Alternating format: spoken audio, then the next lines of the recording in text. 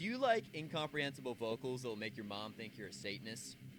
Do you like the musicians getting arthritis from how fast their fingers are moving? Do you like going to a show and leaving with tinnitus? Well, then Myspace Deathcore might be the perfect subgenre for you. Deathcore is essentially a fusion between death metal and, shocker, hardcore. While the name might be simple in nature, the style of playing is definitely not. You take the vocal styles and chugginess of hardcore, and then you combine it with the insane tremolo, guitar tone, and screams of death metal. More specifically, Myspace Deathcore refers to some of the pioneers of the genre, or the first bands that broke out onto the scene.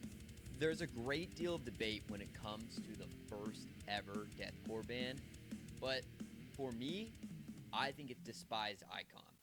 Because while there were a great deal of proto bands that definitely influenced their sound, the first ones that I listen to and I hear deathcore music is Despised Icon. Looking back, Despised Icon is such an interesting band to listen to. While later bands will heavily lead into the brutal death metal element of the music, Despised Icon even goes as far as to have one vocalist specifically for the shouty style screaming of hardcore music, while the other one hits you with those fucking nasty gutturals that will spank your ass and tickle your fucking balls, boy. The genre continued to evolve, with Job for a Cowboy's Doom, and even further with Suicide Silence's self-titled EP.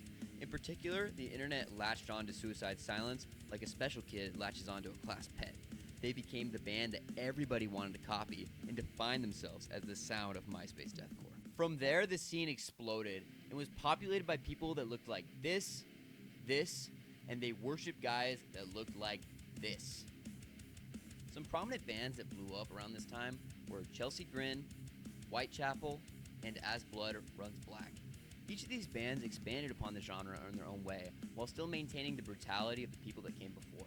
Chelsea Grin, in particular, was my favorite. Alex Kohler's vocal style, accompanied with the brutal riffs that the self-titled EP contains, just, oh my god, dude. The production value, everything was just perfect for me. During this golden age, Suicide Silence released what many consider to be their magnum opus, The Cleansing. If you show someone deathcore for the first time, this album is the one that you should show them. It's like 101, you need to know The Cleansing. Mitch Lucker's performance on this one is the highest quality that you can get, and anyone who listens to deathcore should definitely know this album. With the genre making its way out of the underground and even seeing some mainstream success, the future looked very bright. However, this golden age of Myspace Deathcore wouldn't last forever, and that's due to three things. One of the biggest reasons for Myspace Deathcore's decline would be Mitch Lucker's tragic passing. He died in an untimely way at the height of his career, and the entirety of the genre felt it. Another big reason would be MySpace being outcompeted by Facebook. A lot of bands did not make the jump, and they were lost because they didn't have accounts. The third and final reason was that the sound began to evolve, and bands didn't want to keep making the same thing, which is completely fair. I mean, I couldn't imagine making the same thing for years, but, it's still sad that, no one's really making the music anymore. But if the artists have moved on, and the audience has too, why should you care about Myspace Deathcore?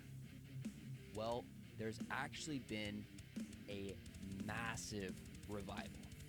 20 years later, bands are making music like it's 2006 again, with a whole new generation of artists with fresh new ideas. Some bands that I would really recommend from this movement would be Cycle Frame, I Saw God, and Reverend. In fact, Chris Garza of Suicide Silence mentioned that last one in one of his podcasts. Let's take a look. Remember the first time I met Reverend? I went to a show in Elsinore and just talking to him. Oh, you you get it. Yeah. Like you get it. They're like, That is the most OG band's seal of approval. So It looks like Myspace Deathcore has a bright future ahead of it. You should go check it out. All right, see ya.